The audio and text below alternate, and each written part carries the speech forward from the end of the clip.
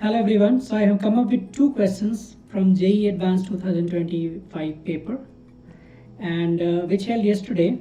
And here I'm just going through random questions now and then.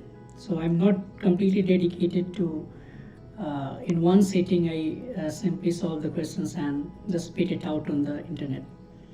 I'm going slow whenever I'm getting the time, I'm solving it, and if I'm just getting the idea that this question can be, or a solution can be shareable with the students, I'm coming on YouTube to share. So this is the thing. The question is, let S denote the locus of the midpoint of those chords of the parabola y square is equal to x, such that the area of the region enclosed between the parabola and the chord is 4/3. So this is actually the question from coordinate geometry, and we have to understand, but also it includes some calculus, the integral calculus to find the area. And the problem is to understand the first line. So this is asking for the locus of the midpoint of such chords. So there can be plenty of chords we can draw for this parabola. They're asking for the locus of this midpoint first.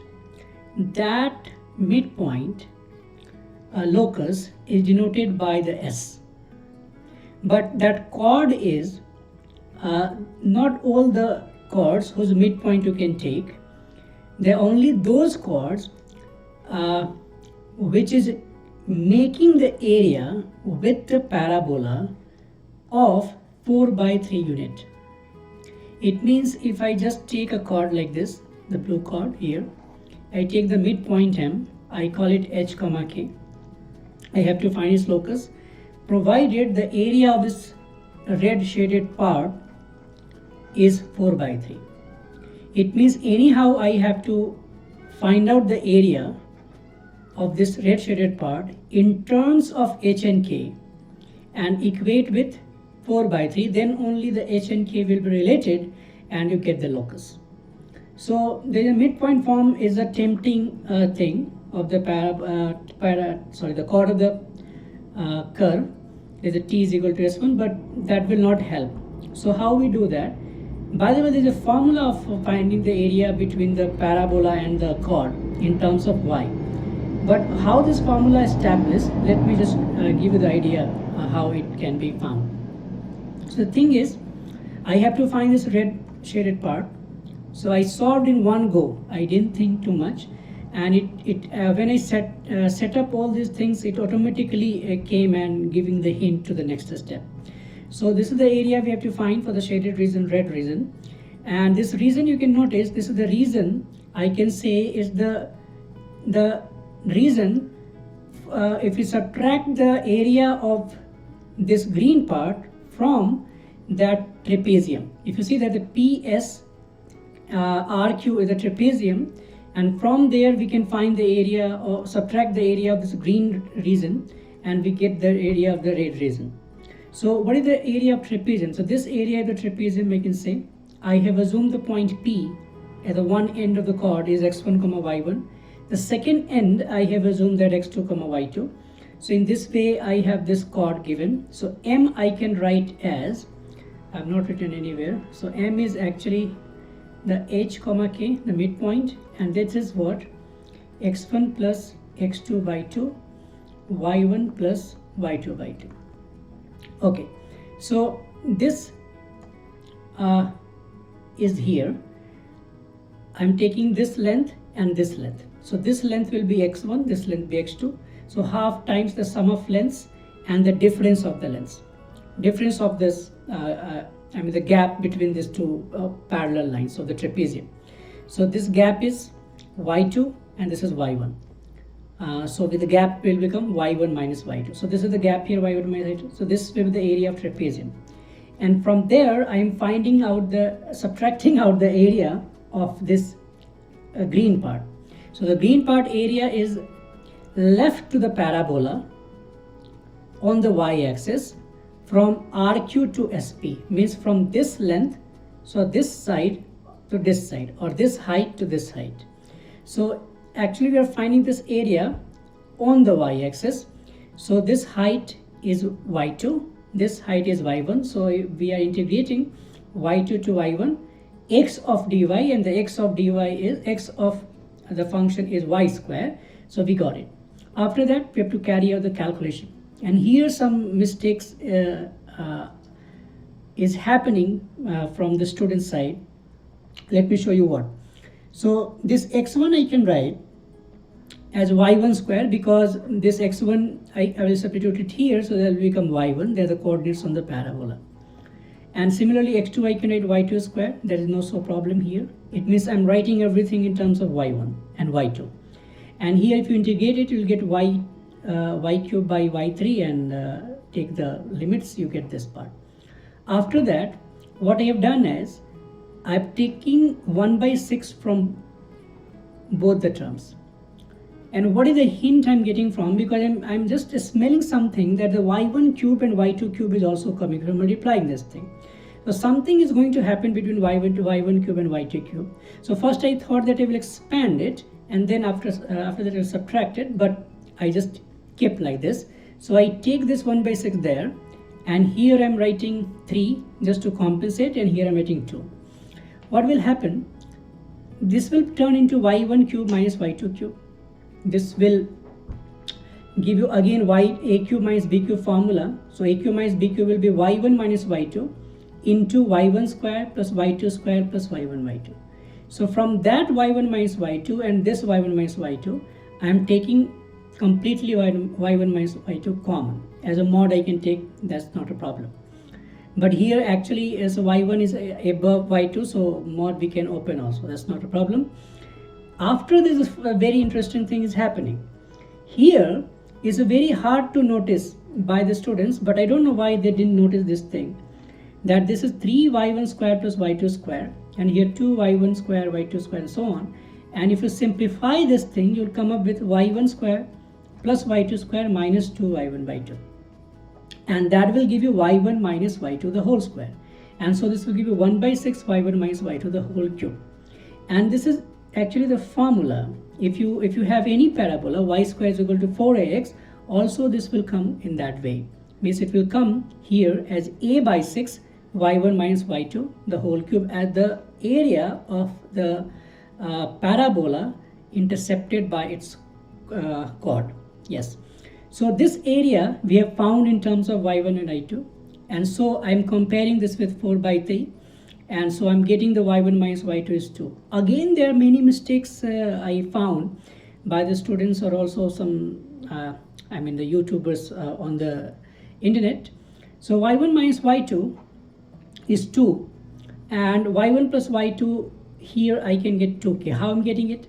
Because x1 plus x2 by 2 is h, the midpoint, and y1 plus y2 is k. So from there I can get y1 plus y2 is equal to 2k. So by solving these two equations, equation number 1, equation number 2, I'm getting y1 is k plus 1 and y2 is k minus 1. I need y1 plus y2 is 2k. So I take k plus 1 and k minus 1, then only the difference will become 2 and the sum will become 2k. It's also we don't have to solve as well. After that, I'm just taking y1 and y2 here and substituting here and simplifying. We're getting y1 square is equal to x minus 1 at the locus of the midpoint of that chord. Okay, after that they're asking the option, means the first option is 4 root 3 4 comma root 3 belongs to s, means 4 comma root 3 lying on this s or not. So we can simply see that at the place of x I have to substitute 4, at the place of y I have to substitute root 3, and we get this is satisfying. The second part is also a little bit interesting. They are saying that R denote the region lying in the first quadrant enclosed by the parabola, and the curve S, and the line x equals to 1 and x equal to 4. So if you notice this is also a parabola we found, and this parabola is 1 unit shifted right, and this is 1 comma 0. This is the new parabola we have, and we have to find out the area of this region. Here I'm taking x equals to 4, and here x equals to 1. And why we are not, how do we know that they are not intersecting each other, these two parabolas? Because this is y square is equal to x, and this is y square is equal to x minus 1. If you want to solve, then the x and x will get cancelled, and the equation will become absurd. So there is no point of intersection of these two curves. And also you know that the y square is equal to x is higher than y square is equal to x minus 1. So this curve will be always below the black curve.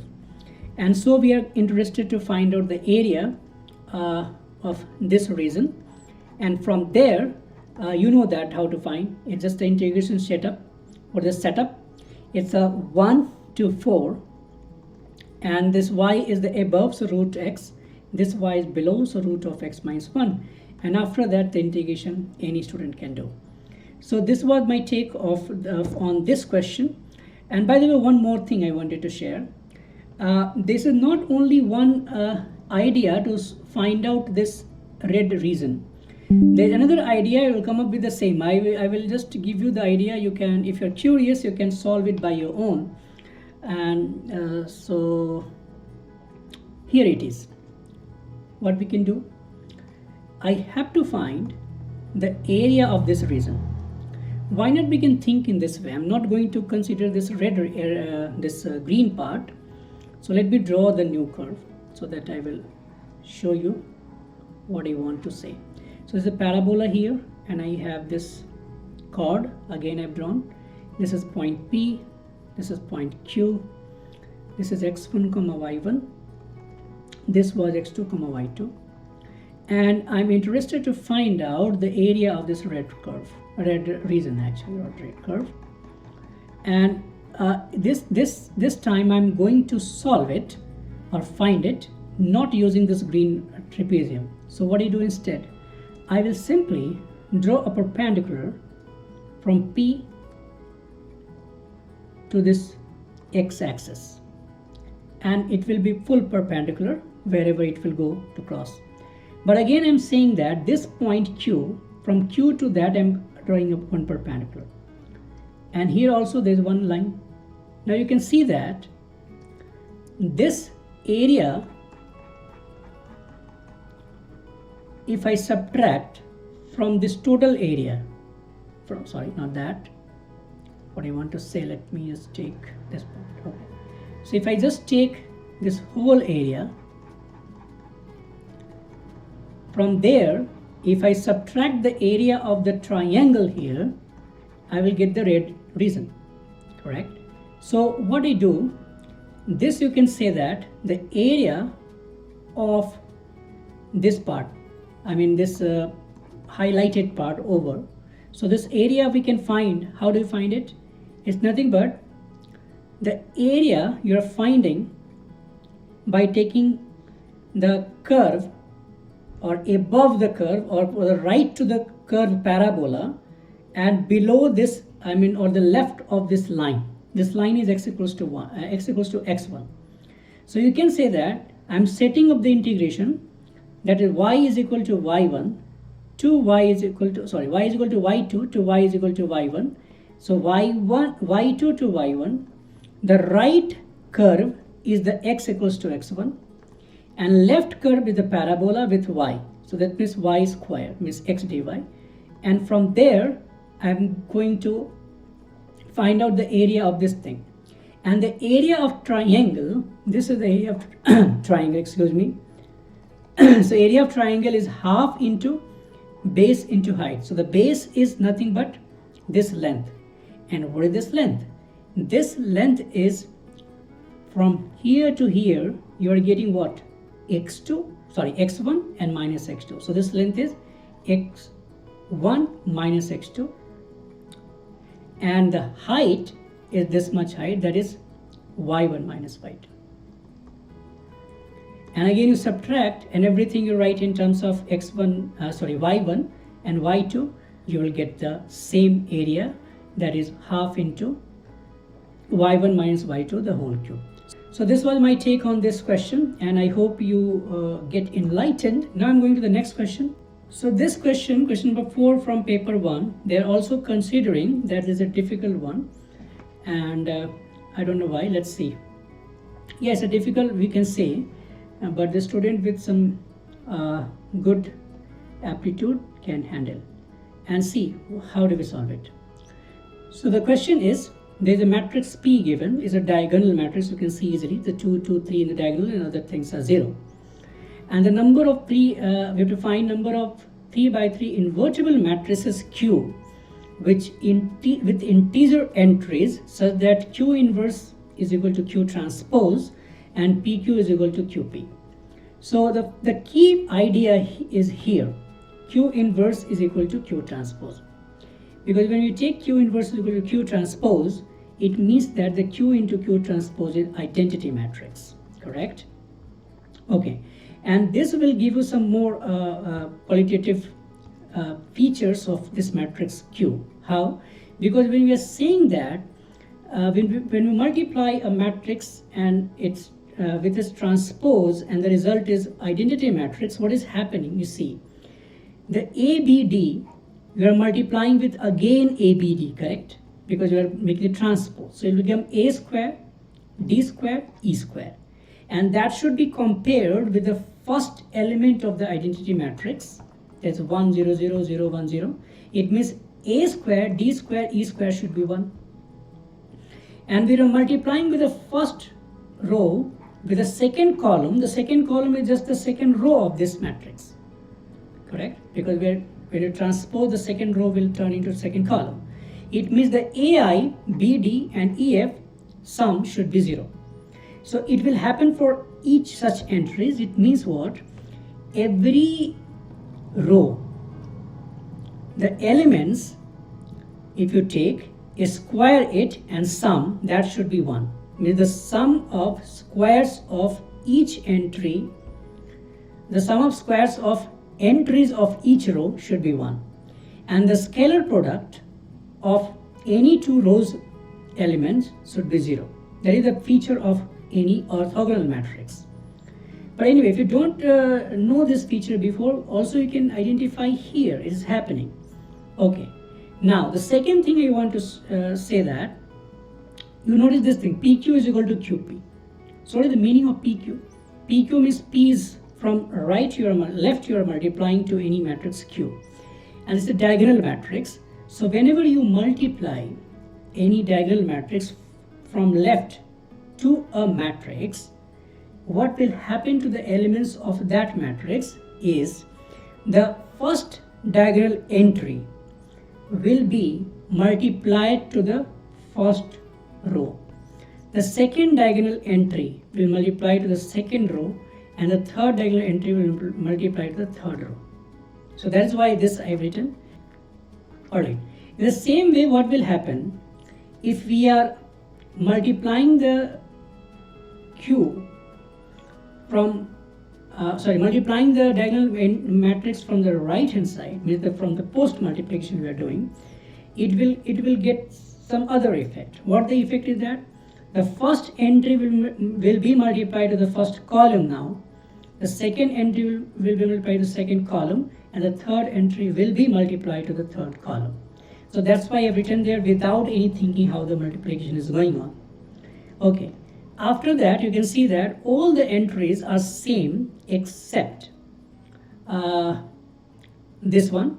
You can see that the 3H is equal to 2H, 3G is equal to 2G, 3E is equal to 2E, and 3F is equal to 2F. They have to be equal. Then only the two matrices will be equal. Other matrices are already equal. Other elements are already equal. So they have to be equal. The H, F, E, and G all together should be 0. Then only the matrix. It means now this matrix turns into this matrix Q as ADIB 0, 0, 0, 0. Okay. Now this matrix is invertible. It means its determinant not equal to 0. But I already told you that the A square plus B square, and this is 0 square now, should be 1.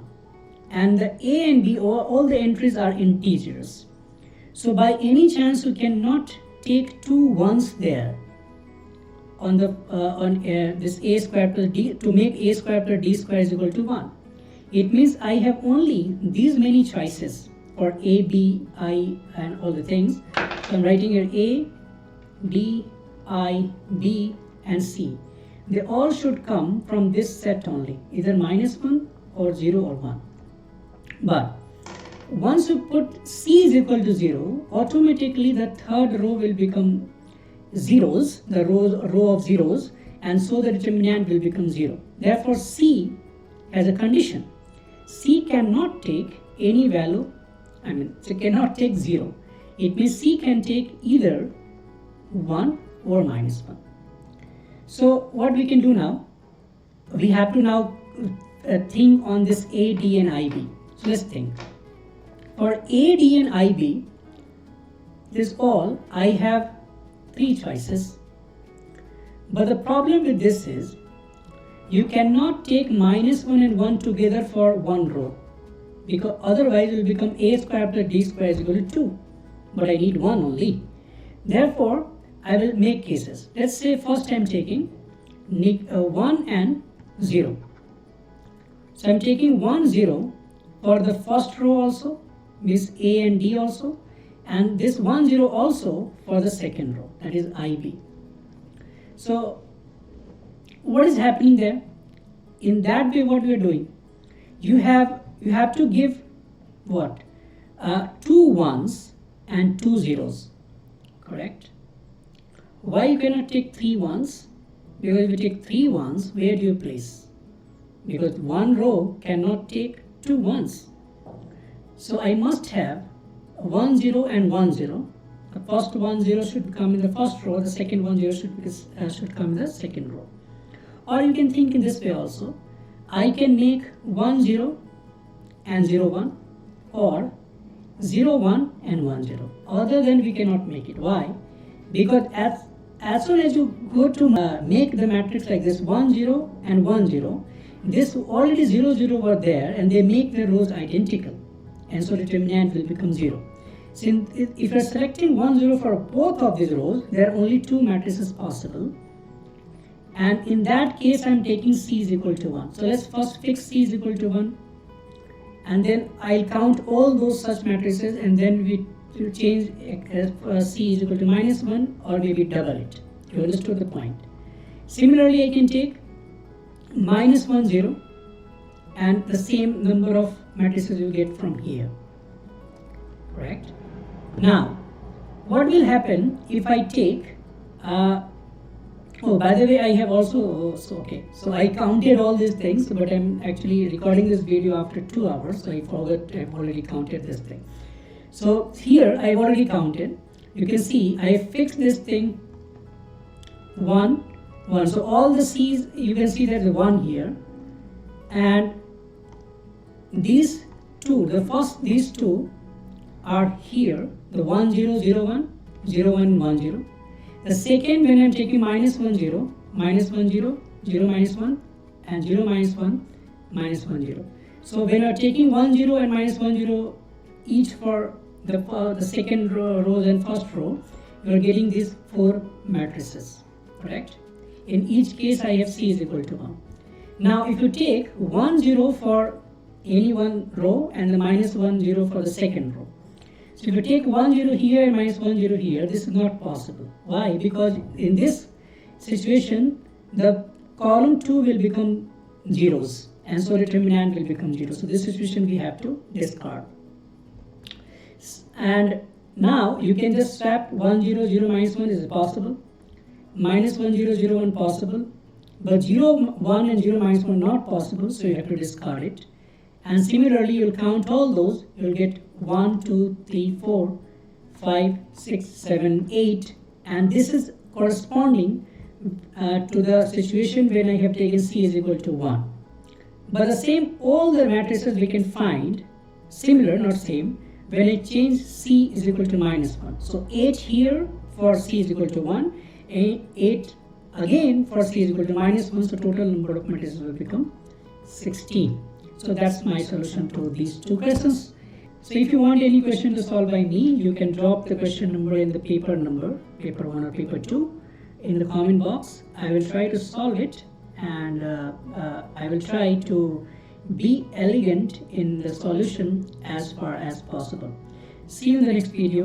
Stay math active.